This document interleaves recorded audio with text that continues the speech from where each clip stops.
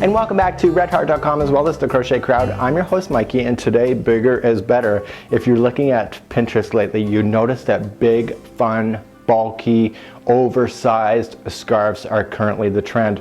So what happens when your knitting needles don't go to your size? And in fact, yeah, this is a big needle, but it's not big enough. Today we're going to be using our arms to being able to knit. Now in this particular video today, I'm going to be sharing with you some tips, and I'm also going to be changing the camera angle so that it makes sense for you. Whether you're right-handed or left-handed, you'll be noticing in the description of this video whether it is right or left-handed, because even though we're using both of our arms to being able to knit back and forth, the way that you get started, if you're left or right-handed, probably makes a difference for you in order to be comfortable. So let's get started today, and I'm going to share some tips with you right off the bat, and then we're going to get right into our project right away. So the first thing we need to do is pick our yarn, and we need to choose something that's ultra thick and ultra bulky. You can do the sachet products, you can do the stellar products, you can also do Red Heart Vivid, and I'm going to be doing Red Heart Vivid today. When you commit to your product, you need to have two balls. So whatever you have, you can mix it and make it variegated if you want. So for me, I have 2 balls of Vivid on standby, and I'm going to be using that for the duration of my tutorial. So down on the floor is my Vivid, and I have 2 strands coming up just like so. So I'm just going to put them together and pretend they're kind of like one at this point. And we need to create the tail to start off with. And we want about 3 to 4 feet. So we're just going to roughly 2, 3, and 4. And this is where we're going to create a slip knot. So from your perspective, and I am going to change the camera angle, we're going to create a slip knot. So you're going to use both strands together, and I will show you a different perspective of this so that you can get on it. And there is your first slip knot. And so you have this going to the tail, and the one falling down is directly to the yarn ball. Now I'm naturally right-handed, and I have slipped this onto my left hand, so that might give you a good perspective on what you're doing here.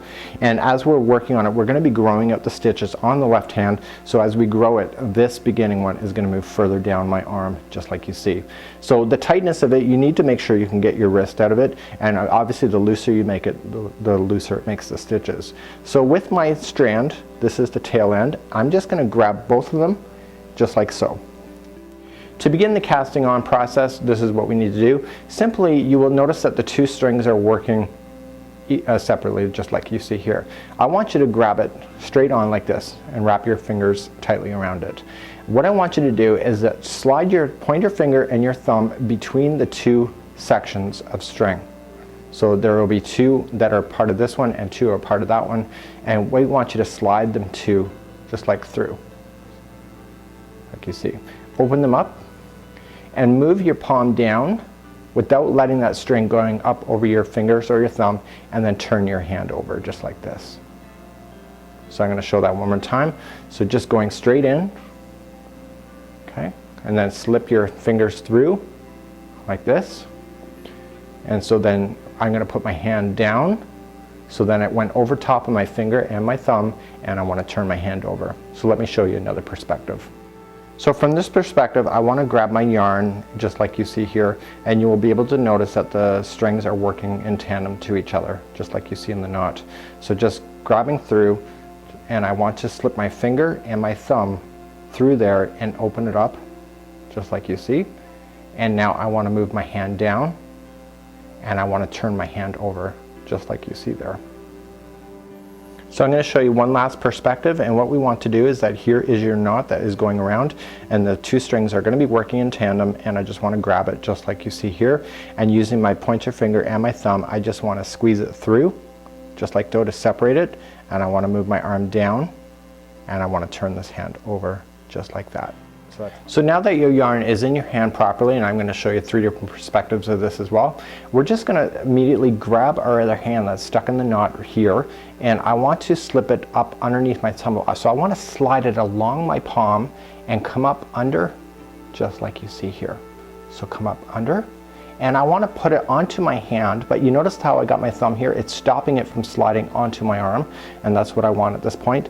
And I want to come back now to the other side, and I want to really kind of like dive around that hand and come around. So when I come in, I'm going to put my hands in and come around from the back, just like you see, and then just slide my hand or my fingers through the back side of it, and I want to pull it through. And what that will do is that it will have this other one that was on my hand just to kind of naturally fall off, and I want to slide it onto my wrist just like a bracelet, and I want to take this string and tighten it up. So let me show you once again. So we're gonna, I'm just letting go of everything. So just again, grabbing everything, slipping your fingers through and pulling it back. And we're just gonna slide it along the palm on the underside, like so. And it's on my hand up, and I have everything open so it does not slide onto my wrist. And now I'm gonna come back to this one here, and I want to dive around it, just like you see, and just pull that through that loop, and that will naturally fall down, and I want to slip that onto my wrist. Okay, so my yarn is now in my hand, and now I want to use this hand that is in the knot, and I want to slide it up through my palm. So just slide up along and come on underneath that, just right there. And I want to just partially put it onto my hand. I don't want to go all the way onto my wrist at this point. And now with this other finger here, I want to put my fingers around the back side of it and just pull my wrist and my fingers through it, through the back side, just like you see. And this one will naturally just fall off, like that. And so we just have to tighten everything back up. So we're just going to slide up along the palm and grab everything, just like you see off the thumb. And we're going to come around to this other finger and grabbing it from the other side like this and pulling it through, and just naturally pull that over like that, and then just slide that on like a bracelet and pull tight again. Okay, to begin we have two strands now hanging down. One will be your tail end. We're going to leave that down and out of the way at this moment, and we're going to start playing with the string that's going to the yarn. So what I need you to do is that we need you to grab this. So whatever hand that this is all onto is the hand that holds the yarn when you're going over, and you want to clench your fist. So this hand here that's free at this point is that you're going to take the first one just like so, and you're going to put it over, and simply you're going to come in from the back side just like you see and put it onto this wrist. And at this point it's going to look like you're handcuffed, so you have to commit to your project. So you need to pull everything tight again. So just put it into this hand just like you see and pull it tight. And so using this hand now, because we're shifting everything from here to over here, we're just going to move it up and over just like you see, come in from the back. Just slide it on and now put it back into your other hand. So just use both of your hands to tighten it back up and over, coming in from the back.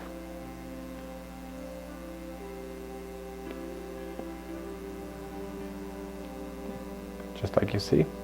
So it's really, really easy. So just holding it in your hand, coming up and over, and turning it, and sliding it on. And now everything is now shifted from one arm to the other. To begin with, the tails are over here. I'm going to leave those now down and out of the way for the remainder of this project. And whatever hand has all of this knitting is the hand that's going to hold it to be able to secure it.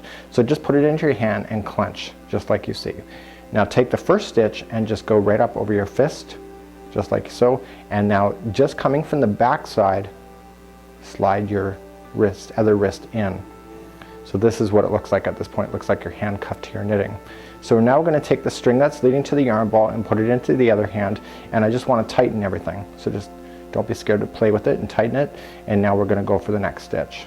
Just up and over and coming in from the back side, so it has a natural twist to it, and then grabbing the yarn again leading to the ball, tighten everything back up. Just like you see. Now I will admit this takes a little bit of practice to be able to understand how to do this, but once you get the rhythm it goes really quickly, just like you see. So coming in from the back. So we're going to start off with the very first stitch here, and this now is the hand that's going to hold it as these slide up over top. So we're just going to slide up the first one just like you see here, and I want to just turn it just like this, and you need to keep it so that the string is on the back side of the project. So the first one is always going to be a little bit looser than the rest, and this is where you're going to have to tighten everything back up. So now this is the hand that needs to hold it because we're moving one over the other, and just slide up the next one just like you see, and then slide this onto your next wrist and pull everything nice and tight again. Now because I'm naturally right-handed, I want to use my right hand to do a lot of the work, and that might be just something that you'll find with yourself as well. just like you see.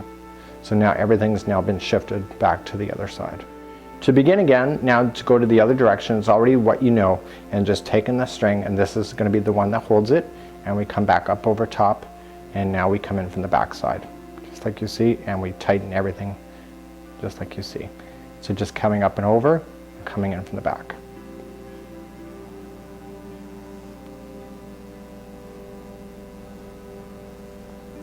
So you can actually really speed along with this as well. So to move it to the other hand, once again, you're just going to keep going back and forth. This is the hand that will hold this clench, going up and over, and just slide your hand through, keeping the string on the back side, just like you see.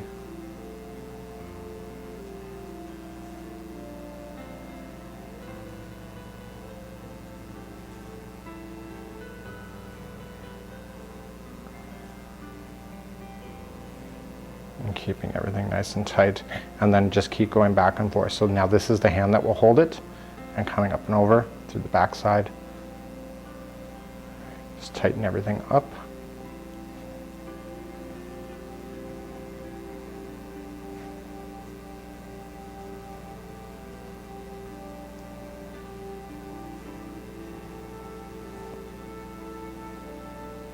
Like this. So really quite simple in order to do it. So this is what you end up with at this point, and then I'm going to show you how to be able to cast off with this in just a moment. To begin the casting off process, you just need to do it the same way that you would do if it was needles. So essentially what we need to do is that we're going to move it to the other hand, but we're going to start casting off at the same time.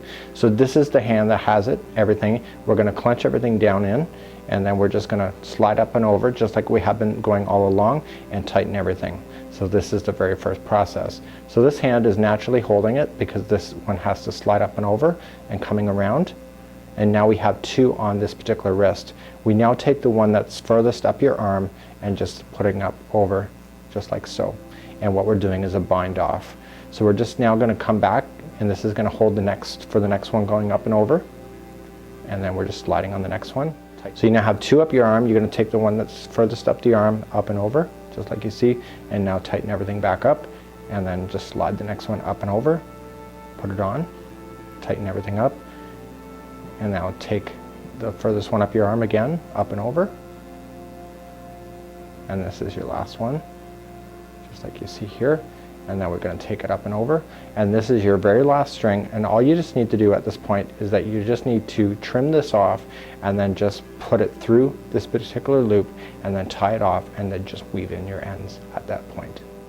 So I know people are going to email me in regards to how to do this off, so I've already trimmed my ends now and have the remainder loop. I'm just going to pull this string through just like you see and make it tight just like you see. And then what I want to do is I just want to wrap it around a few of the areas at the bottom, along the bottom binded edge. And because this is a really loosey-goosey scarf, it's really easy to be able to do this and to be able to hide in the knots that you'll see at the end. Just like you see, nice and tight, just like you see. And I'm going to pull it real tight at that point. And what I want to do at this point is just weave in a couple more areas and just do it so that it really will get lost in it. Now if you want to do an infinity scarf where both sides are attached together, you just have to watch how you're putting everything together, and simply these tail ends that you have, you could just bring it through to the other side to be able to kind of bind them together, to tie them together at the very end. So just wrapping around the edge, just like you see, from one side of the scarf to the other. Just going around. This is the wonderful thing about this bulky yarn, is that it's really forgiving for not having to pay that close attention to much. So we have here, and then coming back to the other side, and because you only have 5 stitches, you don't have a lot of basically area to cross over. Coming back to the final one here. And so what I want to do then at this point is that I want to just tie it, just like you see, and then I want to weave in my ends again, and therefore I'll end up with a permanent loop just like you see. So once I get rid of the loose ends, just like you see, you can actually wear it twice around your neck. So there you have it. This is today's tutorial of doing an arm scarf, knitting with your arm to make extra big, bulky, beautiful scarves, just like you see. Until next time, I'm Mikey on behalf of redheart.com as well as the Crochet Crowd, and we'll see ya.